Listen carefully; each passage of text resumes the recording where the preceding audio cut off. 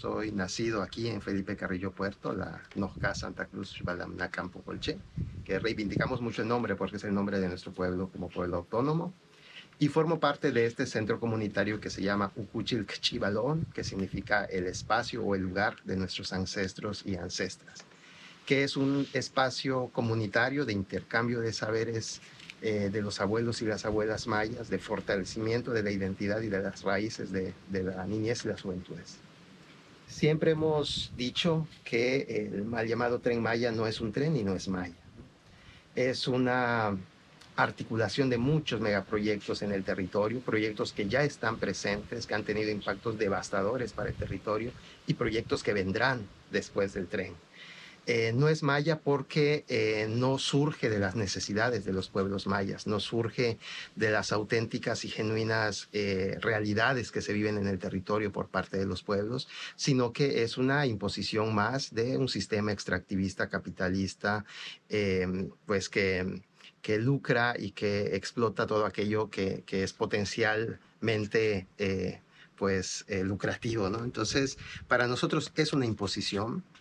Para nosotros es un megaproyecto, como decimos, de muerte, porque lo que está trayendo durante su construcción y lo que traerá después en el mediano y largo plazo, pues no será otra cosa más que destrucción y devastación ambiental y sobre todo y eh, más grave es el daño a las formas de vida de los pueblos, el daño a la identidad de los pueblos mayas, el daño a lo que somos como esencia, ¿no? Como pueblo. El turismo que inició en nuestro territorio hace 53 años con la creación de Cancún, para nosotros es el antecedente inmediato de este gran megaproyecto, ¿no? Que el mal llamado Tren Maya. Uno de los componentes del megaproyecto TREM es el impulso hacia el turismo, ¿no? Esta turistificación que ya hemos vivido en estos años ahora se convierte en una hiperturistificación, ¿no? El argumento siempre es el desarrollo y el crecimiento económico, ¿no? Un modelo de vida, un estilo de vida basado pues, en la explotación de los recursos naturales y en el trabajo de las personas. La experiencia nos ha dicho que el turismo no ha traído beneficios a los pueblos mayas. Nos ha convertido en la mano de obra barata. Somos los pueblos mayas, tanto los locales como los que han migrado al territorio maya, somos los que sostienen la industria turística, pero no somos los que nos beneficiamos de ella, ¿no? Los grandes beneficios económicos, políticos y demás del turismo, pues es para las grandes corporaciones, es para el sistema político y para pues las empresas que vienen a llevarse su parte.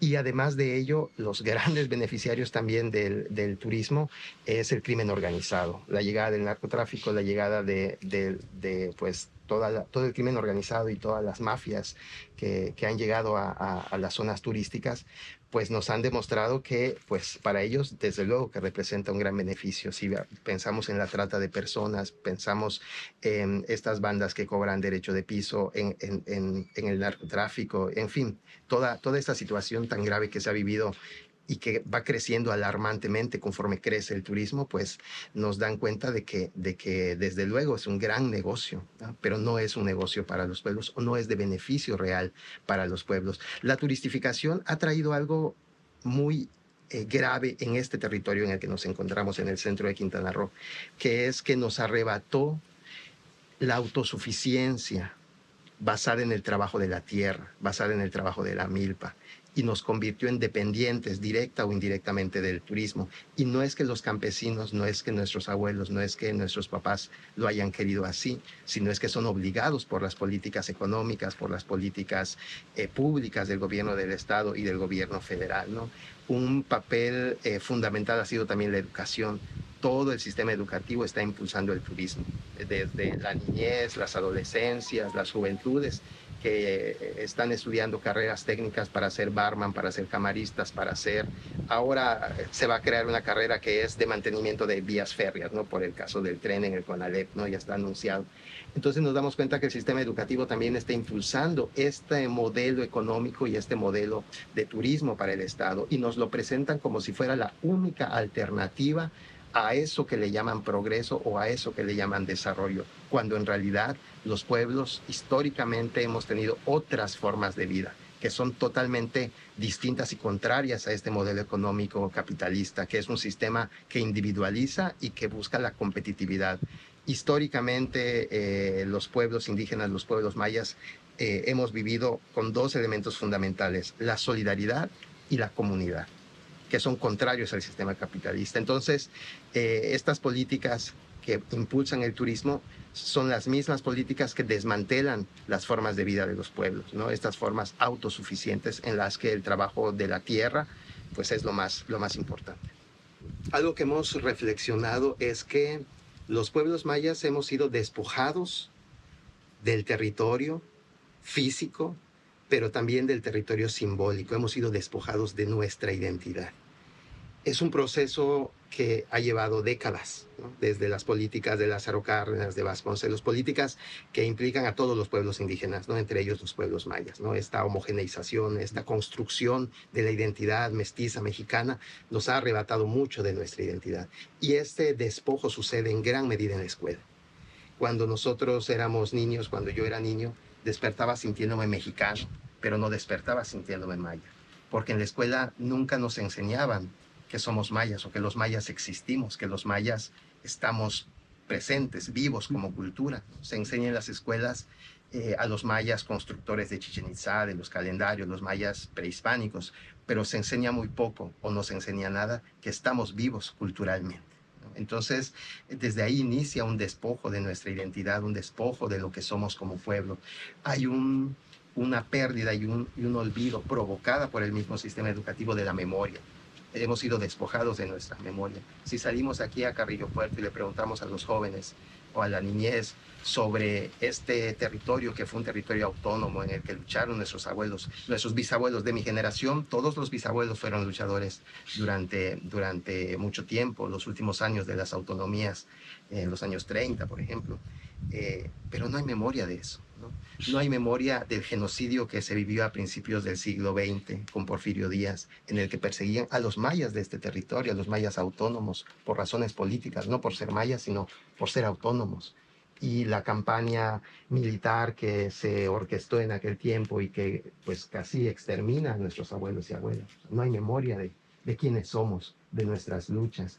Entonces, esto lo vemos como un proceso pues, de muchas décadas y que ahora se profundiza aún más con la turistificación, porque lo que sucede con el turismo, que lo que busca es vender y lucrar con la identidad de los pueblos mayas, pues todo es en nombre del pueblo maya, ¿no? Riviera Maya, Tren Maya, todos los nombres que podemos encontrar en las zonas turísticas son nombres mayas, ¿no? Porque hay también una apropiación de algo que es nuestro, que es el mismo nombre, ¿no? Y nuestra lengua como pueblos mayas. Es una mercantilización, una comercialización, incluso de lo sagrado, ¿no? O sea, las ceremonias se venden, ¿no? Las ceremonias se simulan, las ceremonias se convierten en un espectáculo, ¿no? Entonces salen del espacio sagrado para estar en un escenario.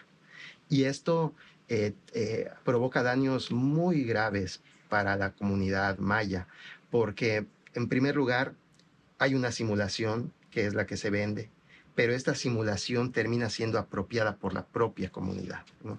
Hemos visto aquí en Carrillo Puerto el año pasado, hace 2 años, estos desfiles de ánimas, estas caracterizaciones igualitas a Xcaret, organizadas por el gobierno municipal, ¿no? Unos desfiles visualmente espectaculares, pero que no tiene que ver, por ejemplo, en este caso, con el Día de Muertos o con las ofrendas que se están realizando en las casas o con lo que realmente sentimos, ¿no? En estas fechas o en estas fiestas de los pueblos, ¿no? Como lo han hecho y como nos han enseñado nuestros abuelos, ¿no? Entonces, la turistificación tiene muchos elementos que impactan a la identidad, ¿no? Por un lado, construyen una imagen y también esa imagen después sustituye a la realidad, ¿no? Y eso es muy grave porque ¿qué pasa cuando olvidamos quiénes somos, cuando olvidamos pues el legado de nuestros abuelos, de nuestras abuelas, la identidad propia de este territorio macehual, de este territorio único que tiene símbolos, que tiene elementos identitarios que se van fundiendo y se van invisibilizando y van desapareciendo, ¿no? Eso es muy grave para una cultura, es muy grave para un pueblo como el nuestro. El panorama es muy desalentador, el panorama es muy oscuro, porque esta imposición de megaproyectos violando derechos humanos, violando derechos de pueblos indígenas, violando reglamentos y leyes ambientales y bueno, cualquier cantidad de derechos, ¿no? que se están violando con estas imposiciones y que al parecer jurídicamente no hay forma de detenerlo, a pesar de todos los intentos que hemos hecho con recursos de amparo, con diferentes acciones, no ha sido posible detener esto que nosotros decimos que es una locura, ¿no? Algo que va a deteriorar gravemente el territorio, ¿no? Lo que vemos como ejemplo de estos 50 años es que ahí donde llega el turismo, el pueblo maya desaparece. Playa del Carmen era un pueblo pesquero de mayas. Ya no está ese pueblo pesquero. Ya no están los mayas más que limpiando los baños, ¿no? O viviendo a las afueras, o viviendo en estas colonias precarizadas, hacinados como trabajadores, pero ya no como dueños del territorio, ¿no? Con los derechos que tenemos, ¿no? Ahí donde Tulum era un pueblito de mayas que nosotros visitábamos porque teníamos familia, ya no existe ese pueblo, ¿no? Ahora esa parte del centro de Tulum son comercios, son restaurantes, son bares, son discotecas. Entonces ahí donde llega el turismo desaparece el pueblo. Bacalar está sucediendo exactamente lo mismo. Junto a Bacalar está un pueblo maya que se llama Buenavista, en donde está previsto que pase el tren y está previsto que se convierta en una zona turística. ¿Qué pasará con ese pueblo de mayas, con maya hablantes, pequeño, junto a la laguna? ¿Qué pasará con este proceso de turistificación, ¿no? Entonces lo que vemos es que la única manera de sobrevivir como pueblos es seguir resistiendo y seguir luchando contra estos megaproyectos, seguir insistiendo en que hay otras formas de vida que no necesariamente son el turismo que nos imponen, ¿no? Que hay otras formas de vivir y de relacionarnos con el territorio, que no tiene que ser una relación comercial, que no tiene que ser una relación de explotación, sino como lo están haciendo en las comunidades, porque afortunadamente pues territorio está, Carrillo Puerto está rodeado como municipio de 88 pueblos, más José María Morelos, ¿no? Somos más de 150 pueblos en este territorio central, y en esos territorios pues todavía hay formas de vida apegadas a la tierra, hay formas de vida que nos muestran que es posible otra realidad distinta a la del turismo. Entonces, el panorama es muy oscuro, es verdad, pero siempre mantenemos la esperanza y la fe. Hay que recordar que las luchas y las resistencias siempre han sido también luchas y resistencias de fe. O sea, hay que recordar el ejemplo de nuestros abuelos y de nuestras abuelas, ¿no? Entonces, necesitamos conservar y mantener y fortalecer la esperanza, la fe y pues la resistencia, ¿no? Porque es la única manera que tenemos para sobrevivir como pueblo maya, ¿no? Si recordamos a nuestros abuelos que defendieron y resistieron en este pueblo, es gracias a su resistencia que existimos. Porque en otras regiones como el sur de Quintana Roo, donde no hubo resistencia, donde, bueno, ya no hay pueblos mayas tampoco. Entonces, hay una idea de que la zona norte de Quintana Roo no es territorio maya o que la zona sur tampoco lo es, pues porque la dinámica que se ha impuesto pues ha sido precisamente para eso, ¿no? Para ir desapareciendo a los pueblos. Nos quieren mantener como la riqueza que puede sostener, ¿no? el turismo, la riqueza temática, pero no la riqueza real, ¿no? O sea, no hay un respeto a lo que somos como pueblos. Los impactos culturales, los impactos sociales no son claramente comprensibles, ¿no? Por ejemplo, si yo hablo o hablamos del valor de la ruralidad, ¿no? O de la importancia de un piso de tierra o de caminos de tierra. Muchas veces desde esta idea de desarrollo, desde esta idea de urbanización, no se comprende por qué eso puede ser de valor, ¿no? para los pueblos. ¿Por qué una ceremonia de corte y siembra de yaxche es fundamental para un pueblo?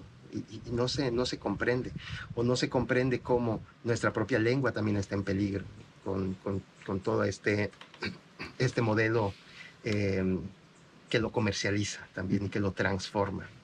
¿Por qué está en peligro? Porque si desaparece la milpa, desaparece la ruralidad, desaparece la ritualidad en torno a la milpa y desaparecen todas las palabras que están asociadas a la milpa, ¿no? Entonces la lengua también pierde muchísimo cuando se transforman los modos y las formas de vida de los pueblos, ¿no? Eh, si desaparece la práctica de la medicina tradicional maya, del sistema de medicina maya, pues también desaparecen las palabras, los conocimientos, los saberes, ¿no? Entonces hay un gran daño a todos estos elementos culturales, sobre todo a la forma de pensamiento de los pueblos, ¿no? Que todavía está presente, sobre todo en los abuelos y en las abuelas mayores, ¿no? En las juventudes, en la niñez, hay una imposición de un nuevo modelo de vida, ¿no? De tal forma que estas décadas del sistema educativo y de todo el sistema político nos han preparado a todas estas generaciones para querer, para aceptar, incluso para pedir estos proyectos, ¿no? Bajo este modelo de desarrollo, ¿no? Pero estas formas de pensamiento son formas de pensamiento impuestas, son formas de pensamiento que han sido claramente decididas para nosotros, ¿no? A partir de la escuela, a partir de alejarnos de la tierra, de alejarnos de la identidad propia que tenemos como mayas. Si hay un elemento que es sumamente importante del pensamiento y de la forma de vida de los pueblos mayas, es el vínculo sagrado con el territorio, ¿no? O sea, eso es algo fundamental, el pedir permiso al territorio para cortar un árbol que vamos a usar para nuestra casa, el pedir permiso para entrar a hacer una milpa, el agradecer cada vez que un árbol da frutos y sacar el sakha, o cada vez que tenemos cosecha y hacer una primicia. O sea, esos elementos no existen en un mundo en donde lo que tiene valor es el dinero, ¿no? Entonces, esos son elementos identitarios, elementos culturales que forman parte del pensamiento y del sentir de los pueblos, ¿no? Y lo vemos con los milperos que están aquí cerca, lo vemos con las abuelas que siempre están haciendo sus ceremonias, que están haciendo sus ofrendas, y que no se mira cómo eso puede transformarse cuando ya no hay territorio, cuando ya no hay milpa, cuando se convierte la abuela en una cocinera en un restaurante, ¿no? Entonces, es muy fuerte y muy grave lo que puede suceder si desaparece en un pueblo la ceremonia de corte y siembra del Yaxche, ¿no? Que está desapareciendo en algunos pueblos, eh, y que es una ceremonia ancestral, milenaria. Eh, tenemos imágenes en las piedras, en las estelas, ¿no? De ceremonias con el Yaxche y que hoy todavía se están realizando, ¿no? De hecho, justo en estos tiempos, por ejemplo, el 8 de abril, el sábado que viene, inicia la fiesta de Chanca Veracruz, inicia la fiesta del Tzula con el corte y siembra del Yaxche y toda una serie de festividades comunitarias, de ofrenda, de rezos, de baile, de danzas, y que curiosamente sabrás bien que la música y la danza, el mayapash, la mayapash, que es propia de esta región, hasta hace unos 5 o 6 años únicamente se veía y se escuchaba en los centros ceremoniales, únicamente se danzaba durante las ritualidades. Y de aquí, de ese tiempo para acá, ya lo vemos ahora en los espectáculos, en la danza folclorizada, en los eventos políticos, ¿no? En los eventos eh, sí, de los diputados, de las autoridades. Entonces, todo eso, todos esos procesos, el turismo, lo político, lo económico, pues van tomando, apropiándose de estos elementos que son sagrados y los convierten en algo que no tiene sentido. Por ejemplo, las candidatas a gobernadora las pasadas elecciones. Las 3 candidatas cuando llegan a Carrillo Puerto se ponen el hipil y se ponen el sombrero de vaquera. Un sombrero que es como el que está en el altar, un sombrero que es ritual. Es un sombrero que es ceremonial, que se pone y se porta cuando las vaqueras danzan en los centros ceremoniales, ¿no? Y como este elemento tan fuerte, tan poderoso de la identidad maya más igual, termina en la cabeza de una candidata que no tiene ni siquiera idea de qué es, ¿no? Entonces, estos elementos que pueden ser como aparentemente muy pequeñitos, tienen una gravedad y un daño muy fuerte para las identidades. Pero ¿cómo poder hacer que la gente pueda entender esto, ¿no? Si no lo siente. ¿Cómo podría entender lo que nosotros sentimos cuando vemos cómo se está utilizando este elemento, ¿no? Entonces, ahí es donde empiezan estas complicaciones, porque para entender lo cultural, para entender los impactos a la identidad, pues es necesario tener una conciencia muy fuerte, ¿no? Y de alguna manera ser parte también del territorio para lograr entenderlo, si no es muy difícil, ¿no? Por eso es que vemos que es más fácil, por decirlo de alguna manera, que tampoco lo es tanto, pero los daños ambientales de esos megaproyectos de alguna forma nos atraviesan a todos, ¿no? O sea, un poco es fácil razonar y darnos cuenta de que el agua se está contaminando con el glifosato, ¿no? Que estamos envenenando la tierra con los agroquímicos. Entonces, pero los daños y los impactos culturales identitarios es más complejo. Pues este centro comunitario nació hace casi 14 años ya. Está conformado por abuelos, por abuelas, por jóvenes, por niñez. Es un espacio de intercambio de saberes mayas. Y uno de los objetivos principales es fortalecer las raíces de los niños, las niñas, de las juventudes, es decir, su identidad. Que ellos sepan quiénes son, quiénes fueron sus abuelos, cuáles fueron sus luchas, que ellos conozcan el territorio y aprendan a amar el territorio, que ellos puedan sentir y vivir la ritualidad, las ceremonias, las ofrendas. Es decir, volver a tejer ese vínculo entre la niñez y el territorio, entre la niñez y las abuelas y abuelos, ese vínculo que ha sido roto en la escuela, ¿no? Iniciamos un proceso hace unos años al que nombramos Escuelita Maya, que es un espacio para niñez y juventudes que busca quizás compensar un poco todo aquello que les arrebatan en la escuela. La memoria, sobre todo, saber quiénes son, de dónde vienen. El vínculo con la tierra, porque hay algo que es curioso, es como de risa, pero al mismo tiempo es muy serio. En preescolar, los niños y las niñas les enseñan que no pueden tocar la tierra porque se van a ensuciar. Si tocan la tierra, juegan con la tierra, son sucios. Y aquí en la Escuelita Maya es todo lo contrario. Lo que queremos es que recuperen ese contacto con la tierra, que toquen a las plantas, que sientan la tierra, ¿no? Porque desde ahí inicia ese despojo de lo que somos. Somos tierra y nos lo quitan en la escuela. Entonces, esta escuelita, que es parte del centro comunitario, pues busca eso, ¿no? Como recuperar y darle a la niñez aquello que no le dan en la escuela, ¿no? Y que les quitan, que es la identidad como mayas, ¿no? Comenzando con la lengua también, porque la niñez de Carrillo Puerto o de los espacios urbanos ya no está hablando maya. Entonces ahí nos damos cuenta también que hay una pérdida que quizás por el número de mayablantes que somos no parece importante, pero es una pérdida brutal. O sea, de una generación a otra hay un cambio brutal en la transmisión de la lengua maya. Eso es algo que también tenemos que poner mucho en el tema, ¿no? Porque es muy importante. Entonces, esa es parte de la labor que hacemos aquí. Es un centro también de medicina maya, es un centro de salud comunitaria, entendiendo la salud como lo entienden las abuelas y los abuelos mayas, es decir, el bienestar del cuerpo, pero también del espíritu, de la mente, y el bienestar colectivo, y el bienestar con el territorio, ¿no? La salud del territorio es algo que es muy importante.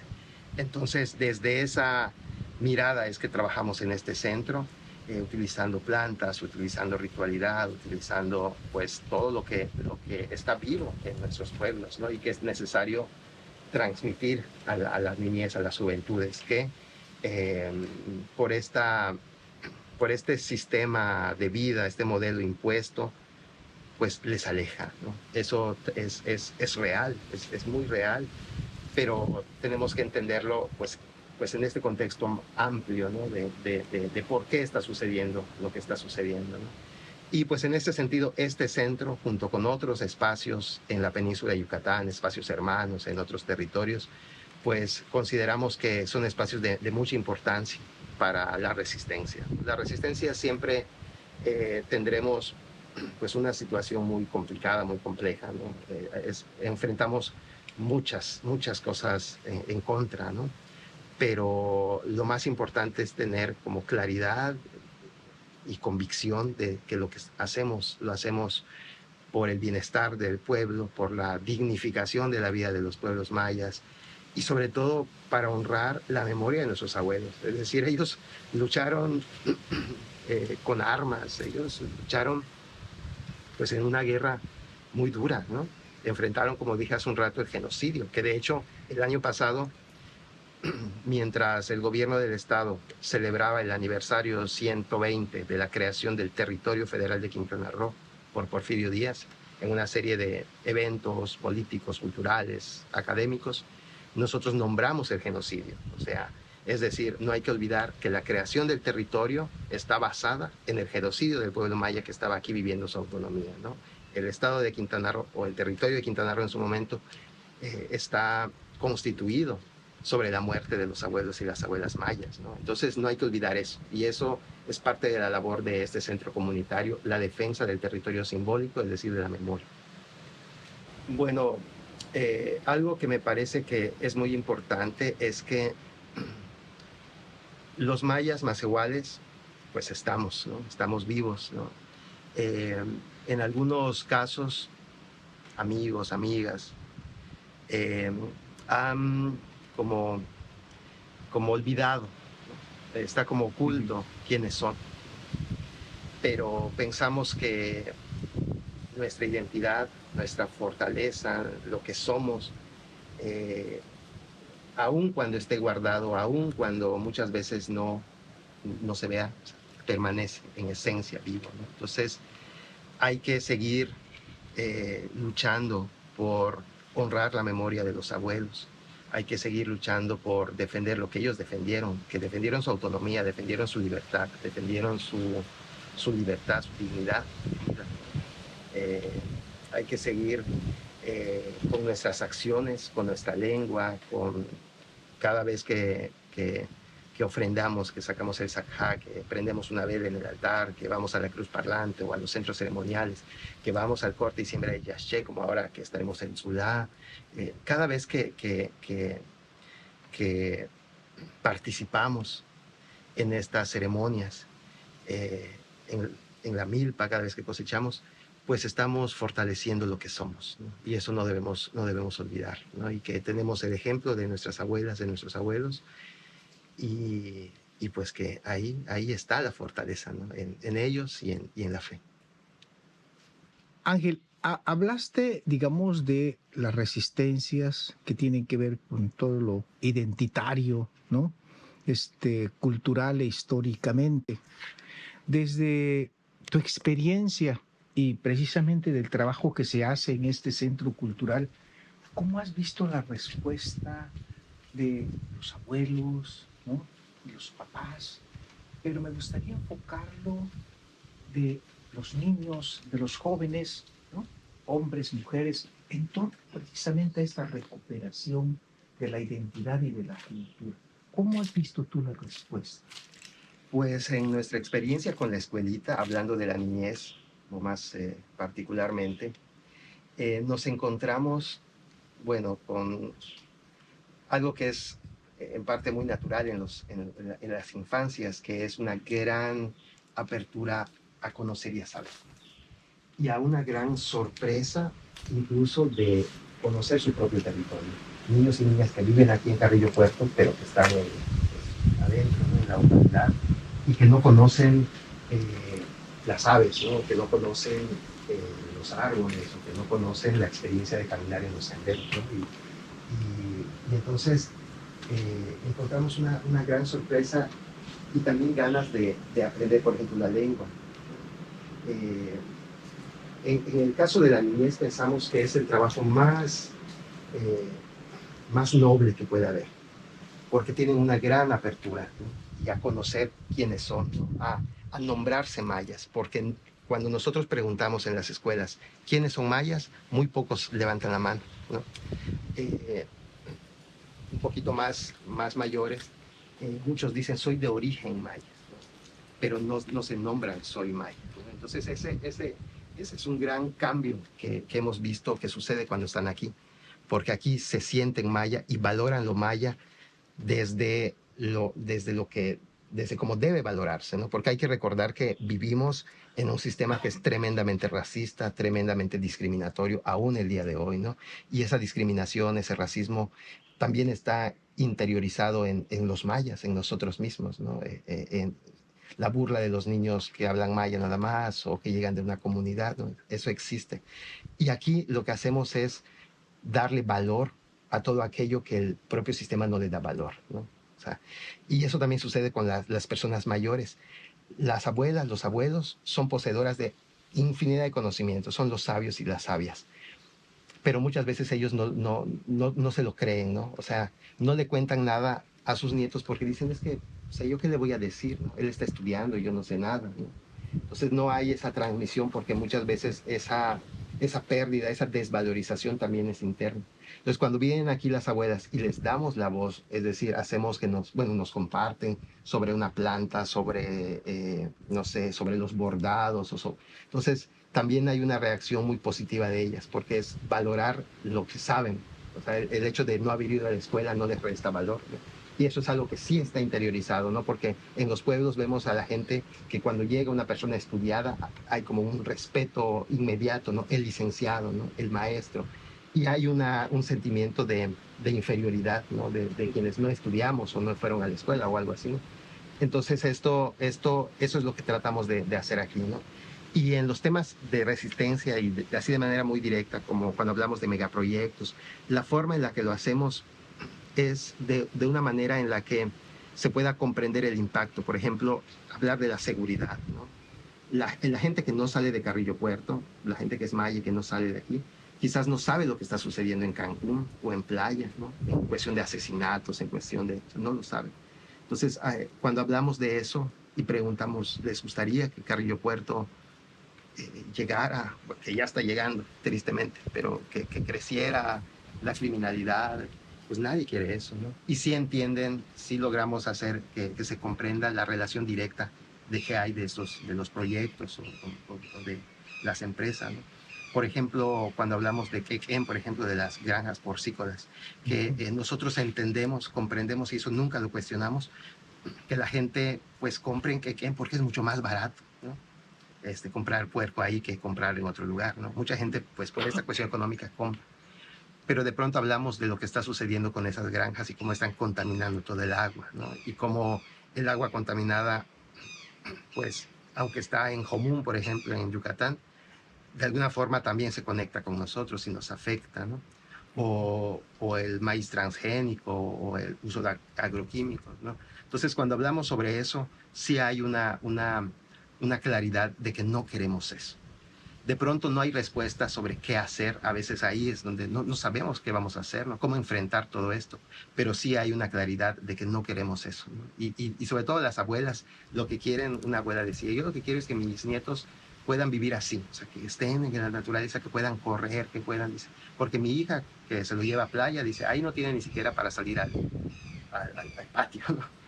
Entonces, de esa manera es como tratamos de compartirlo, ¿no? Más bien de que se vayan generando esas reflexiones sobre esos impactos a la vida. Porque si hay algo que de verdad sabemos que no tiene comparación, es la vida en entornos rurales, ¿no? Bueno, al menos quienes apreciamos estas formas de vida, o sea, es muy difícil, ¿no? Como adaptarse a un entorno urbano, no sé, en otro contexto. Y así, pero entonces hemos tenido buena respuesta. Muchos muchachos que iniciaron hace muchos años, cuando eran de secundaria y ahora están terminando la carrera, continúan colaborando con nosotros, tienen posturas más críticas pues en todo lo que realizan. Hay algo que olvidaba decir hace un ratito, que cuando decimos que fortalecemos la identidad y las raíces de la niñez, es porque estamos muy conscientes de que si tienen raíces firmes, pueden irse a estudiar a cualquier parte del mundo, a trabajar, o pueden tomar cualquier decisión, pero si sus raíces son firmes, siempre van a tener un vínculo con el territorio y siempre van a tener acciones de beneficio para el territorio, ¿no? Entonces, por eso es importante tener esas raíces fuertes, ¿no? Y eso es parte del trabajo que hacemos aquí. Sí, de hecho, comparamos la militarización que hubo en los tiempos de Porfirio Díaz cuando estaba la resistencia maya más igual todavía, con Evaristo Zulú, con Concepción Siquit y demás, la comparamos incluso con la que estamos viviendo ahora. Esta cuestión de militarización es sumamente importante porque no solamente están construyendo, van a administrar, se van a beneficiar, van a construir hoteles, van a administrar el nuevo aeropuerto también, y la presencia de las fuerzas militares es cada vez mayor, ¿no?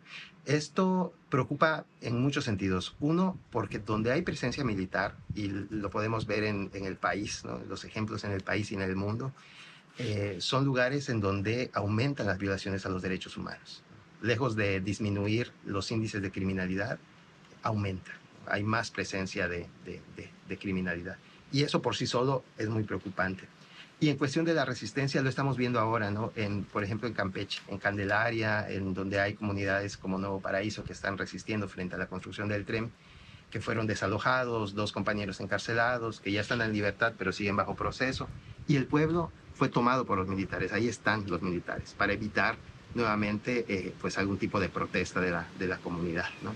Entonces, esa presencia militar, pues desde luego que tiene impactos muy graves para la comunidad. O sea, el miedo, los niños ya no pueden salir al parque porque ahí están los militares, que según nos cuentan los compañeros, muchas veces terminan alcoholizados, ¿no? Ha habido muchas situaciones, ¿no? Entonces, de manera directa, tiene un impacto frente a las resistencias, y también de manera un poco más general, porque los compañeros y compañeras que en grupos organizados, no sé, de Playa del Carmen o de aquí de Quintana Roo, de Campeche, de Yucatán, frente a la presencia militar, pues hay temor, ¿no?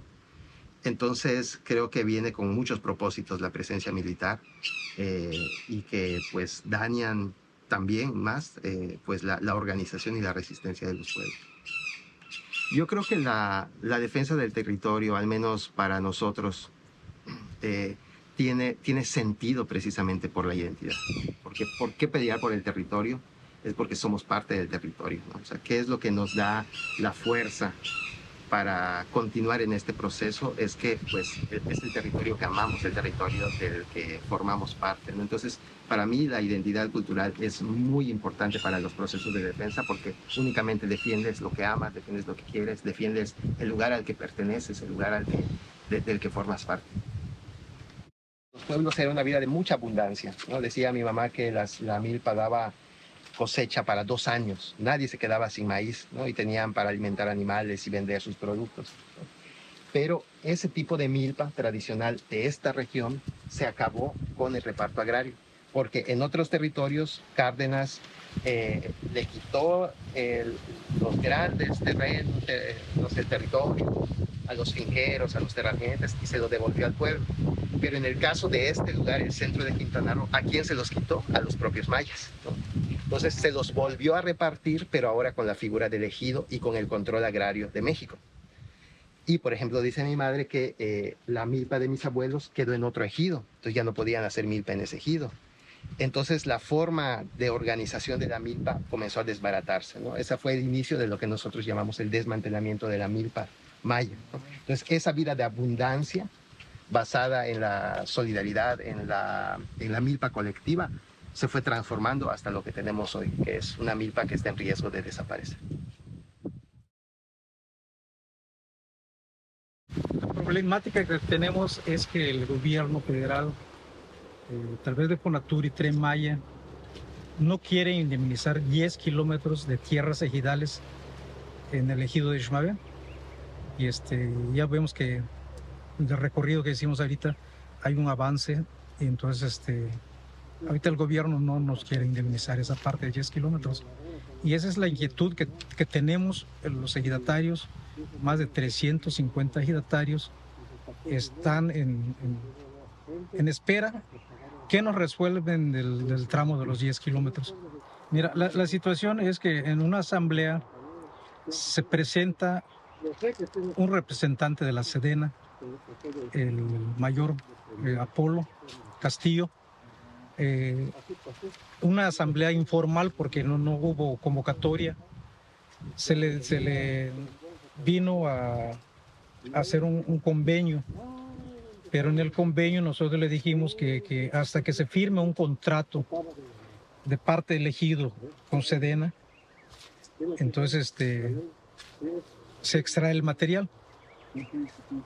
Y entonces vemos que tampoco la Sedena, como es la parte responsable del tramo 6, no está cumpliendo con lo acordado en la Asamblea. No se firmó ningún contrato, ningún convenio con Sedena. Y ahorita nos estamos dando cuenta que se está expropiando material. Gran volumen de material están expropiando sin que le estén pagando al ejido. Sí. La problemática surge de que el ejido no quería entrar al programa Procede, parte de la regularización de los papeles del ejido. Y entonces, ya concluyendo todo eso, nosotros nos medio presionaron por parte del gobierno a entrar a un programa que se llama PANAR. Y entonces, al entrar al programa PANAR, mandaron unos ingenieros del INEGI a hacer toda la parte topográfica, todo eso en el ejido. Y entonces se concluyó totalmente los trazos y se sometió en la asamblea del ejido y los ingenieros que vinieron de parte de la Procuraduría Agraria nos dicen que tenemos un excedente de tierras. Entonces, exceso de tierras, nosotros nunca pensamos que iba a ser la parte de acá. O precisamente lo hubiesen puesto por otro lado, otro ángulo del ejido. Pero como ellos ya sabían del proyecto del aeropuerto y del Tren Maya, nos mochan la parte de 307. Y entonces en nuestra carpeta básica del ejido, desde que dotan más de 84 años, esas tierras le pertenecen al ejido de Xmaben y anexos. Esa dotación de tierras le pertenece al ejido. De 84 años, tenemos en posesión las tierras, tenemos las mensuras físicas donde dice que esto es ejido de Xmaben y anexos, que colinda con el ejido de Tres Reyes, que colinda con el ejido de Chuñaché y anexos. De años nuestros abuelos han conservado la tierra y nosotros lo seguiremos conservando, a pesar de que el gobierno federal dice que son terrenos nacionales. Aquí en el ejido no existen terrenos nacionales. En el plano de modificación dice en posesión del ejido de Xmaben y anexos. Y entonces de eso nos basa, se forma el Comité de Defensa de Tierras Ejidales para luchar el pago de la indemnización de los 10 kilómetros y luchar la parte de más de 2.500 hectáreas que nos quiere despojar el gobierno a través de la Procuraduría Agraria. Pero vamos a llegar hasta las últimas consecuencias. Vamos a llegar a las últimas consecuencias. Nosotros como mayas, hijos de mayas, Cruzó, vamos firmes de que el gobierno no nos vamos a dejar a que nos despoje de nuestras tierras. Seguiremos luchando hasta las últimas consecuencias.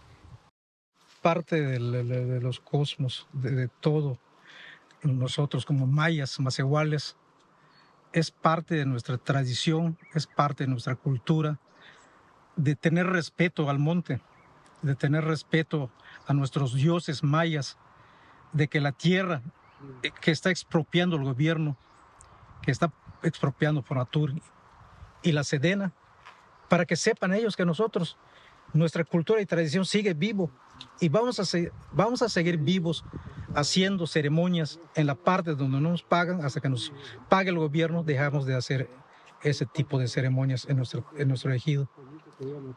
Qué bueno que vienen de diferentes lugares y que nos hagan, para nosotros nos alimenta esos comentarios, nos da más ganas de seguir luchando como mayas y como defensores de nuestras tierras.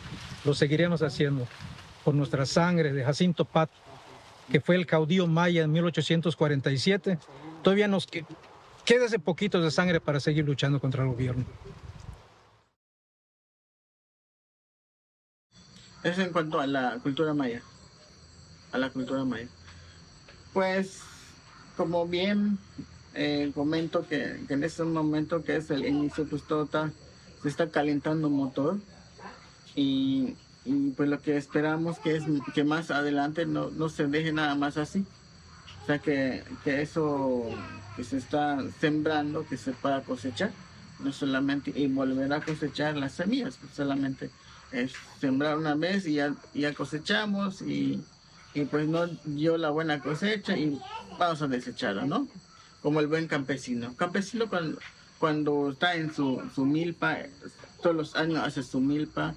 Hay años que hay cosecha, hay años que sí da, pero hay años que tampoco no hay.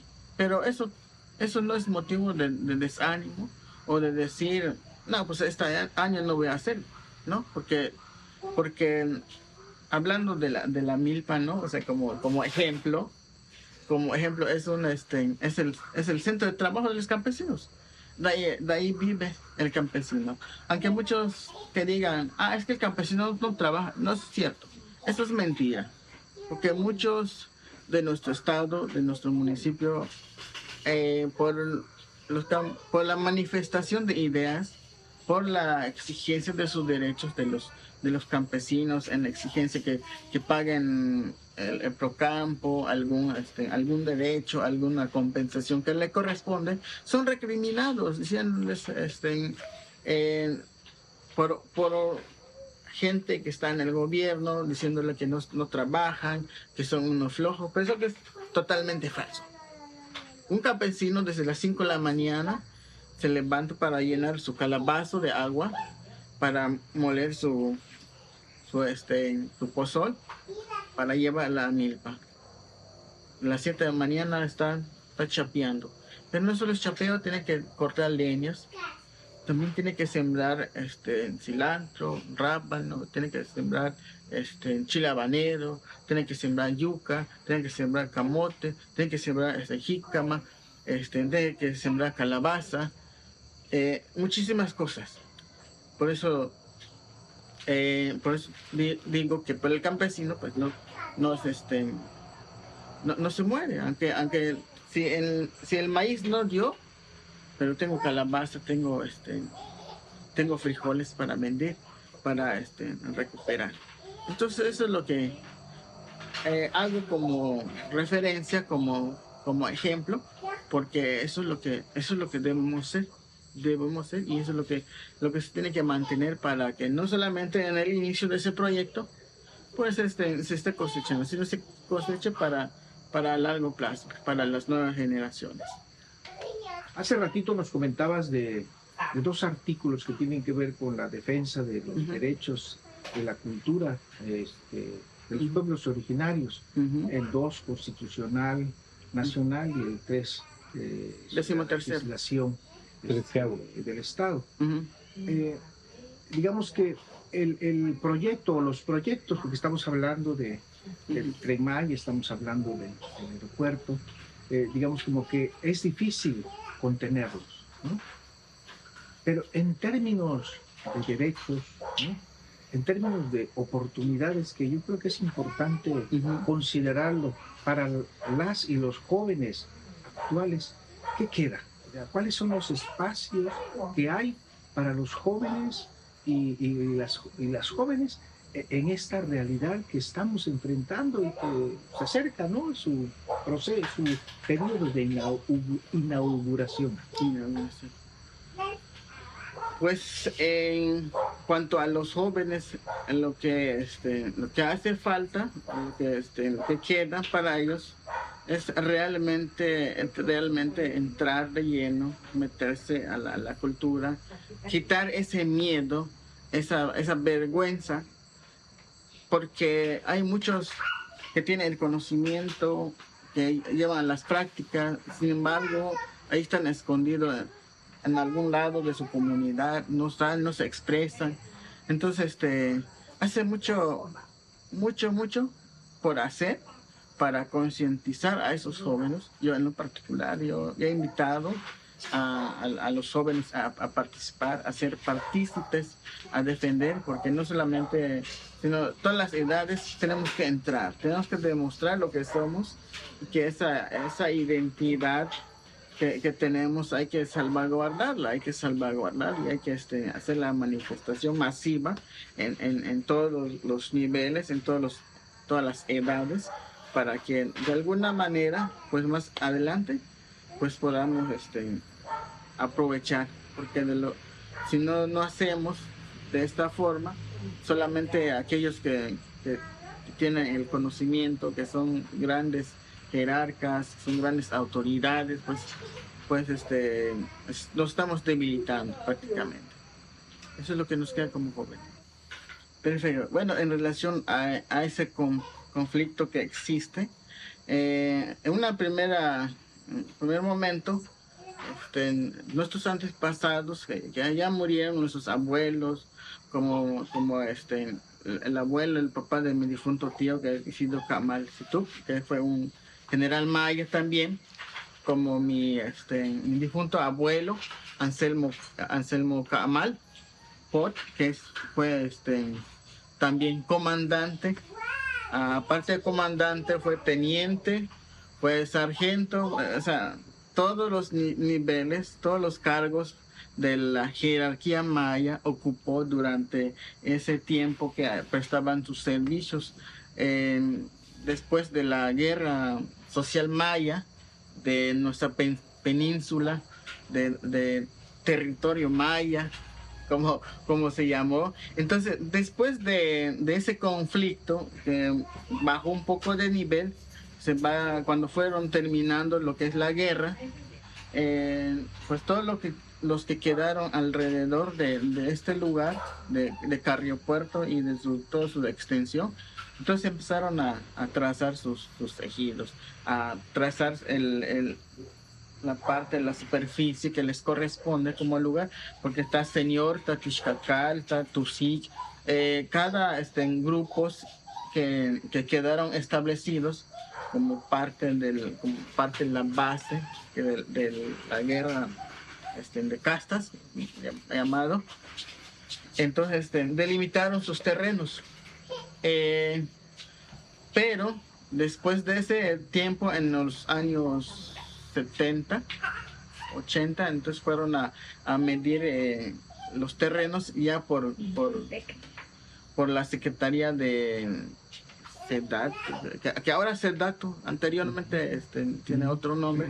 Entonces fueron a delimitar, pero sin respetar toda la área que habían delimitado los antepasados. Pero ellos siempre ocupaban. Entonces resulta que se sacó un documento donde el límite, el perímetro del ejido no se respetó todo el área que ellos ocupaban.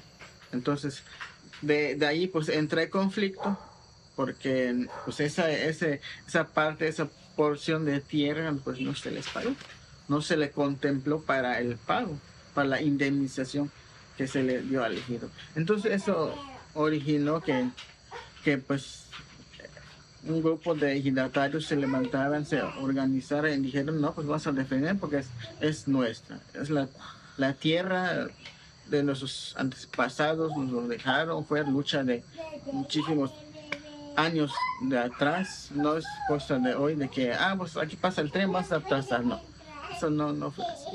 Entonces, eso es lo que pasó, no fue reconocido, no fue regulado esa parte, no se contempló dentro del COQUES, por lo que entonces existe ese conflicto. Este proyecto tiene que ser, debe ser humanista en el sentido que tiene que respetar los derechos de todos.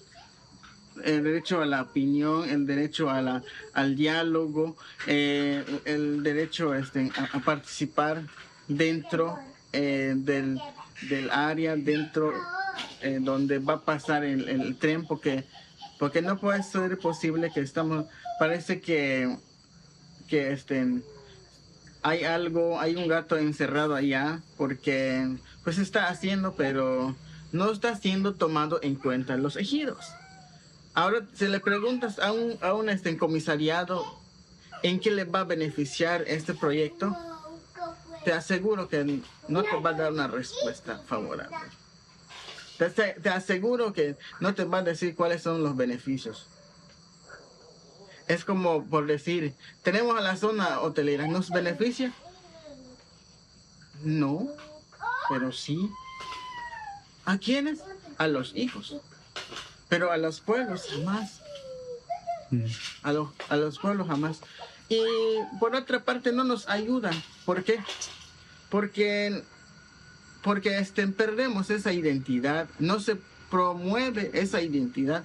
Porque no he escuchado que digan que un hotel use traje maya. Ellos tienen su modelo. Hay una imposición. Hay una Hasta prohíben hablar en maya. Ajá, hasta prohíben hablar en maya. No hemos visto que los que trabajan allí que lleven hipil o que pongan el justam. Sino aquí vienes, aquí tienes que hablar esto y esto, ¿no? Eso es lo que va a pasar. Entonces eso hace falta muchísimo, por eso digo que tiene que ser humanista. Pero desde la federación, desde la estatal y la municipal, se tiene que ponerse de acuerdo esos 3 niveles de gobierno que digan, pasa el tren, pero tienes que respetar a mi gente. ¿Quién le va a tocar a mi gente? Porque principalmente tenemos que ver por el desarrollo de nuestro pueblo. Debe haber un desarrollo ordenado, pero que se respete los derechos de los pueblos. Porque si no se respeta, como bien te comentaba, eso va a ser un caos. Se ha hecho la invasión, pero también, sobre todo, se ha hecho la imposición. ¿Por qué imposición? Porque hay un desplazamiento de lo que somos. No hay, hasta la actualidad, no ha habido una empresa donde se fabrique traje maya, donde se fabrique la ropa, donde se fabriquen guaraches mayas. No los hay. El gobierno hace un proyecto de 3 meses. ¿Qué vas a hacer en 3 meses? No. Porque una empresa no se desarrolla, no crece, ni ve sus productos, su productividad, su utilidad dentro de un periodo de 3 meses, ni de 3 años. Entonces eso es lo que hace falta. Pero como bien le comentaba, necesitamos que los pueblos estemos más preparados, estemos más unidos y construyamos y hagamos, abonemos al desarrollo de nuestra comunidad. Porque eso es lo que hace falta en nuestras comunidades. Desafortunadamente eligen una autoridad, es para que gestione, para que haga esto, pero ni siquiera eso se gestiona. ¿Por qué? Porque ha habido la falta de compromiso de los 3 niveles de autoridades. Debe bajar ese nivel de competencia de los 3 niveles, tiene que repercutir en todos los niveles.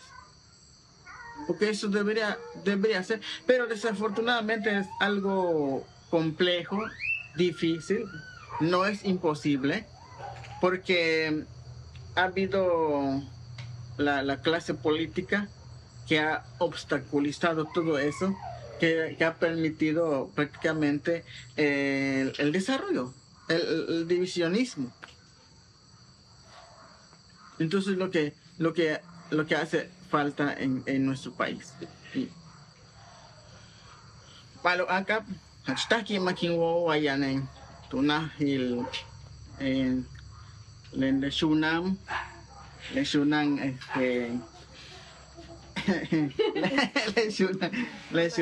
Marisol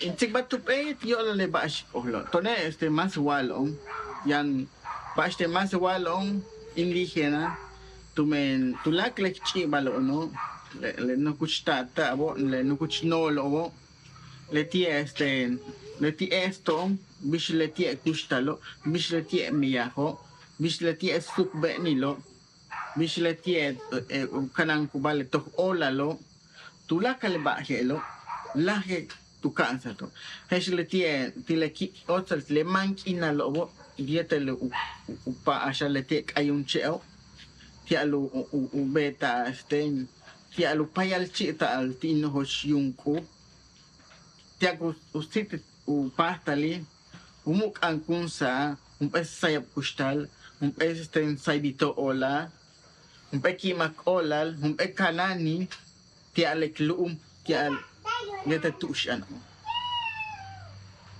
hach tene pues maya Maya Quintam, Maya Quinwick, Maya Quinukik, Maya Shan Quinchuchik, Quinchaquinwick. Tu me becabe tu Macabete Chaque Clubli. Buenas noches, un gusto acompañarlos aquí en domicilio de la vecina Marisol, se me olvida su nombre. Pues yo me considero un maya de verdad. ¿Por qué? Porque soy maya, soy indígena y no tengo, lo digo sin vergüenza, porque eso es lo que somos. Tenemos que reconocer quiénes somos, dónde somos, y no tener vergüenza y no tener miedo de decir lo que soy, lo que somos. Lo que somos, tenemos que ser siempre lo que somos. No tenemos que imitar, no tenemos que mezclarnos. Tenemos que ser maya de verdad, Hachmaya, como decía el programa del radio de ahí de Chan Santa Cruz. Hachmaya, pues somos mayas verdaderos, porque mis abuelos, mi abuelo que es Anselmo Camal Pot, ocupó el cargo de teniente, de cabo, comandante del Centro Ceremonial Maya Xicacal, así como también su abuelo, mi difunto padre también fue comandante. La mayoría de mis tíos fueron personas que ocuparon cargos dentro de la jerarquía maya. Entonces, por eso como el caso también, en caso yo soy músico, soy de Mayapash, yo soy violinista, también tarolista y bombonista también. Pero eso lo aprendimos durante el transcurso de pequeña, desde como la edad de mi hija. Ella también quiere aprender a tocar y pues ahora tiene la oportunidad. Tengo que enseñarle para que nos siga también el mismo camino. Bien, decía que estoy muy contento, no tengo no tengo que esconder mi identidad. Somos lo que somos y tenemos que ser siempre lo que somos ante los ojos del mundo. Tomo maya, respiro maya, como maya, todo maya. Por Hachmaya, todos son maya, de verdad. Pues lo que está ocurriendo está a la vista. Lo primero que te puedo decir que el proyecto y su realización está trayendo destrucción. Y una destrucción en primer lugar de nuestro patrimonio natural y cultural. En ese orden, ¿no? Acuérdate que sin territorio los pueblos indígenas perdemos todo. Y lo primero que se está afectando es el territorio maya. En este caso el territorio maya Mazahual está siendo transgredido, está siendo destruido de manera literal. Acabamos de llegar de una visita, ¿cómo dicen los investigadores? In situ. En sitio, sí. En el sitio. Así que no nos lo cuentan. Yo podría echarte mucho rollo en torno a lo que se está haciendo con este proyecto, pero está a la vista.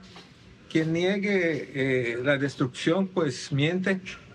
Quien afirme que trae desarrollo, también miente, porque no hay desarrollo si se destruye, y en este caso se destruye lo que es la base para nuestra cultura, el territorio, y toda la riqueza que hay en el territorio.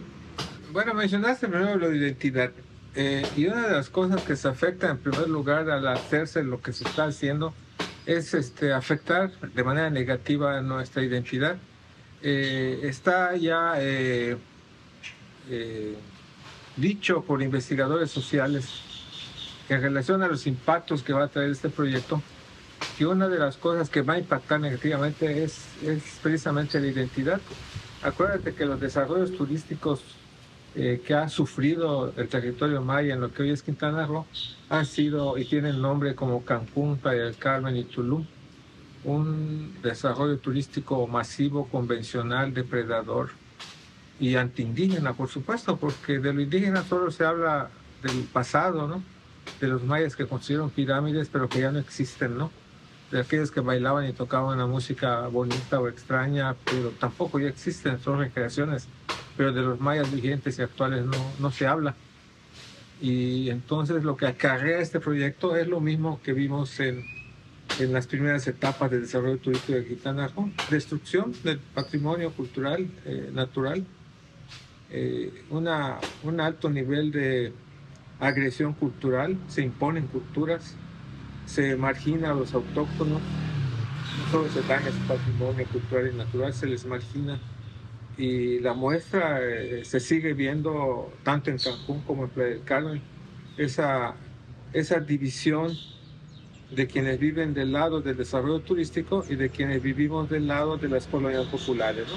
De este lado hay problemas, hay dificultades para trasladarte a tu empleo que está en el desarrollo turístico, pero en este lado hay todos los servicios habidos y por haber para quienes nos visitan unos días, pero no hay esos servicios para quienes viven y trabajan para ellos, ¿no?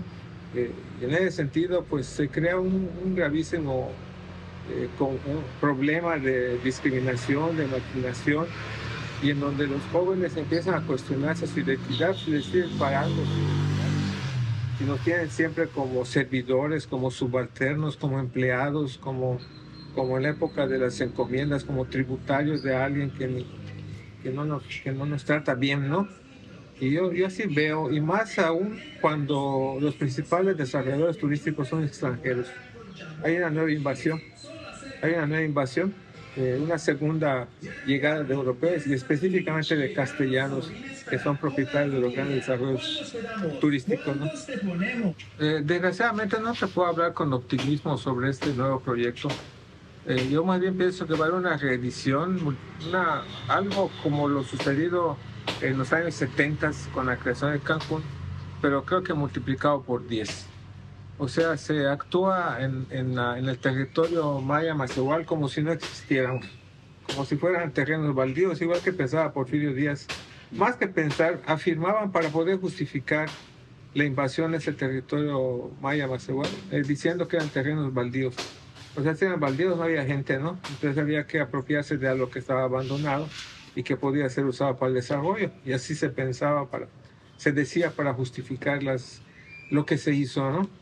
Así que creo yo que la situación, lejos de que alcancemos un desarrollo con identidad, como algunos le llamamos, un desarrollo con identidad maya, en donde tengamos un espacio protagónico como legítimos propietarios que somos del territorio, pues se actúa como si no existiéramos. Ahorita vuelvo a la visita en el sitio, ¿no? La queja de los propietarios del ejido de Ximabén, que son los mayas, Macehuales, Cusop, cómo ven salir volquetes con toneladas de material pétreo utilizado para el tren, y se está usando sin el consentimiento y sin el pago a los legítimos propietarios por el uso de ese recurso, ¿no? Y se hace de manera más descarada, y lo vimos que se realiza con la vigilancia y protección de quienes deben proteger a la patria mexicana, ¿no? Del ejército. Quienes deberían protegernos son los que protegen un megaproyecto depredador y destructivo. Cuando la identidad está fortalecida y la memoria están vigentes, son dos elementos fundamentales para continuar la resistencia. Sin identidad y sin memoria es difícil resistir. Precisamente por eso el Estado mexicano, el actual y los anteriores, han actuado en contra de la identidad y en contra de la memoria. ¿Por qué afirmo esto? Porque se ha trabajado por quitarle a los pueblos indígenas una identidad identificada con su resistencia. Se ha tratado de menospreciar la identidad a través de la misma educación.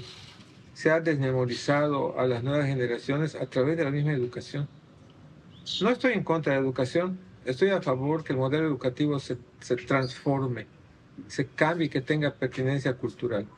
Si realmente tenemos derecho a participar del desarrollo del país, pues la educación debe ser con esa pertinencia y no castrarle esa memoria, y sobre todo la memoria de resistencia, no quitarle a la historia este factor de identidad que nos enorgullece para decir somos mayas, ¿no? Achmayao. Debe ser la identidad, es y debe seguir siendo uno de los principales pilares junto con la memoria para continuar la resistencia. Pero es una resistencia no utópica, no emotiva, no literaria, no emocional. Es una resistencia que se mantiene porque creemos también, y muchos, yo puedo afirmar que muchas personas que nos reivindicamos como mayas más iguales, tenemos derecho a alcanzar el poder, tenemos derecho a conquistar espacios de poder, de toma de decisiones. Entonces, como verá, la memoria es vital, y este cronista se ha empeñado desde que inició su labor como tal, incluso antes, de que tenía como objetivo, mi vocación es fortalecer la memoria, fortalecer la identidad. En este caso específico de la zona maya Macedonia.